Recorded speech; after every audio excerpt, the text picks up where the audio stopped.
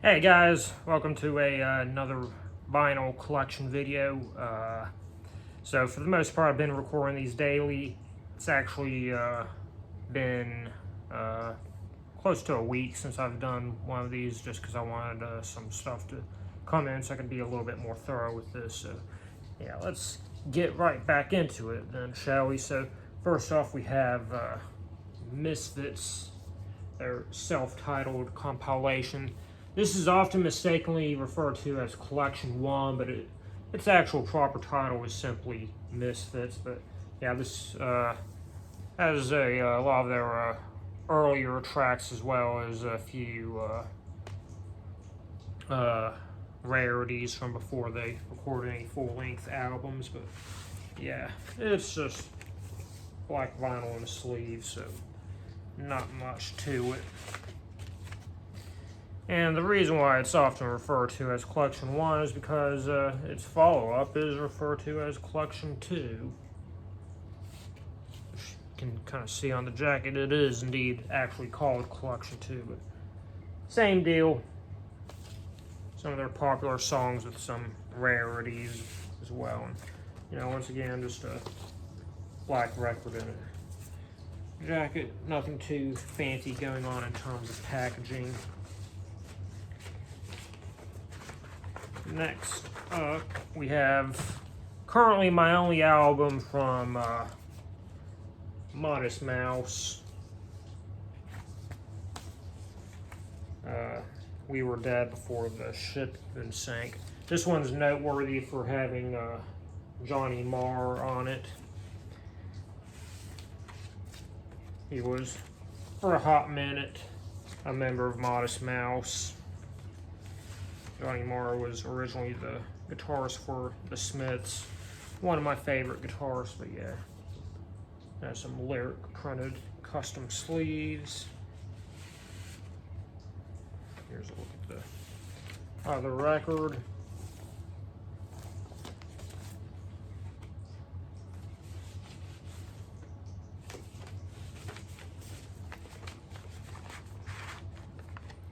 And once again, yeah, the lyric printed custom sleeve.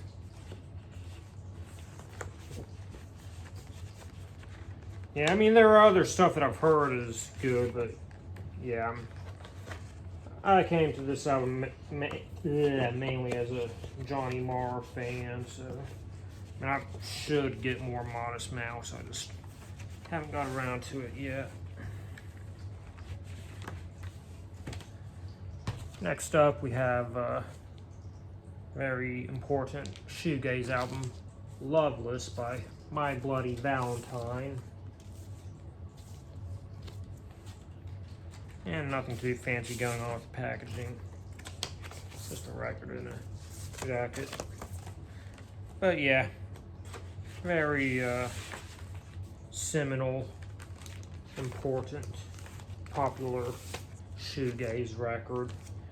Now this record, like, I literally just listened to. Like, this was the main vinyl while I was, waiting to make these again, just because I wanted this one to come in, because I knew it was, going in alphabetical order when I would be doing it. But yeah, we got the follow-up, My Bloody Valentine's MBV. So this album was released in the 90s, like, 1991. I believe this was released in like 2013, so more than 20 years later, they finally released a new album. And apparently most people feel like it's just kind of a bland recreation of Loveless. Honestly, I enjoyed this vinyl even more. Yeah, we got the custom sleeves. It's a little bit more groove-oriented and experimental than Loveless was, I thought. There's a few songs I feel like the shoegaze guitars and all front and center. It's a little bit more drum and bass heavy songs, and I really liked that. And I also have some inserts. Where does it? Yeah, here it is. For some reason, I've always liked it when there's multiple loose inserts like this. So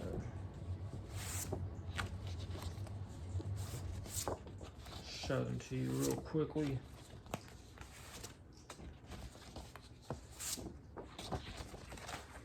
So yeah, this album is pretty great. Yeah, I feel kind of ashamed that I finally got around to. I mean, they took forever to put out a new album. It took me forever to listen to that new album.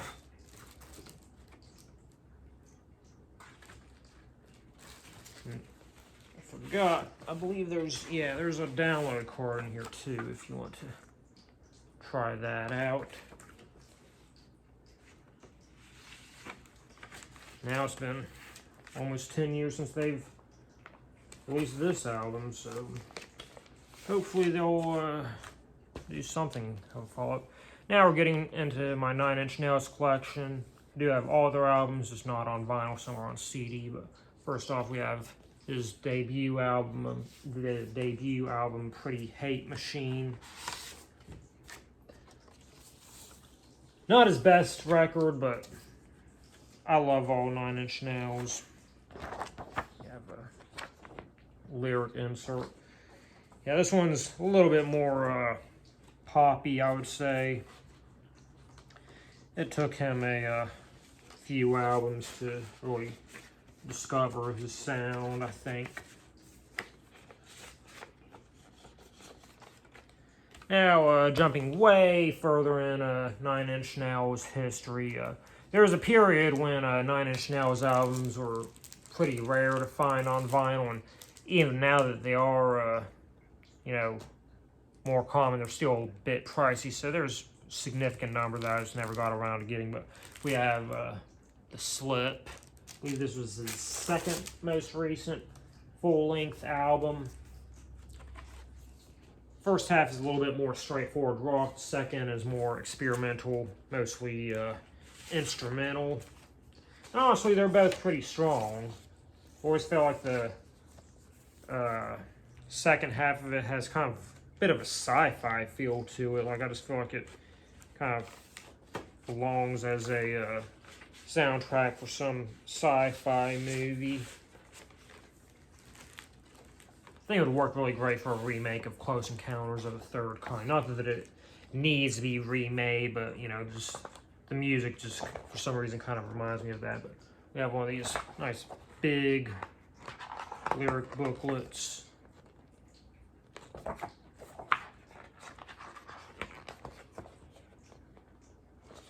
Love getting big lyric booklets like this.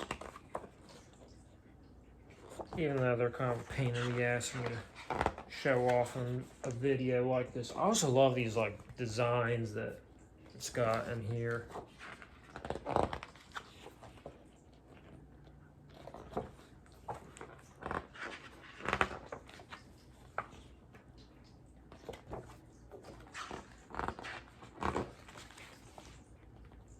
few of the songs are instrumental, so it still has design, but just a blank page next to it.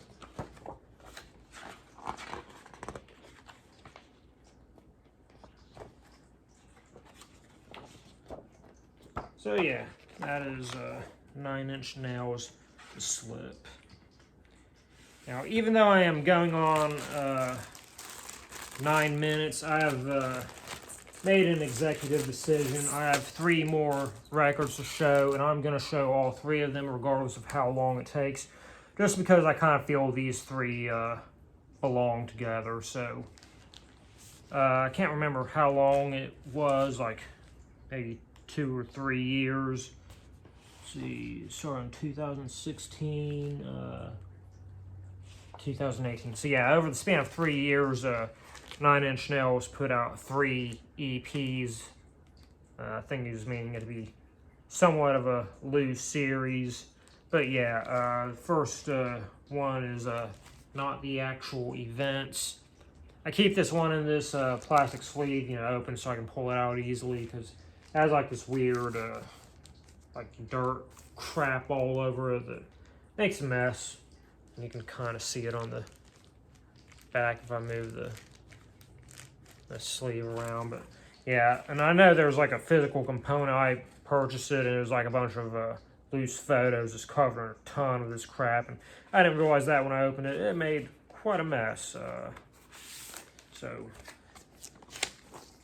this is vinyl. It's actually only on one side of the vinyl. Back of it has, I believe there's 3 songs from Downward Spiral. I can't remember exactly which ones, but they're reversed. Some turntables you can like have it play the record in reverse, and from what I've heard, they're like really high quality sound on it. So, but I don't have a record or turntable that can do that. And in addition to that, we have a custom sleeve with lyrics on it.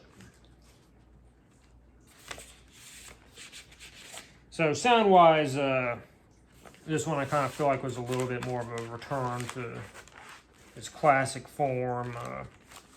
It actually has a few songs that are a little bit more on the shoegazy side, though, too. And then the follow-up for that was, what was this? Add Violence. I rather like the cover for this. This one was a little bit more in the poppier, catchier direction, but it's also still pretty experimental, especially the last song, The Background World. I know there was like a physical component for this one too that he released.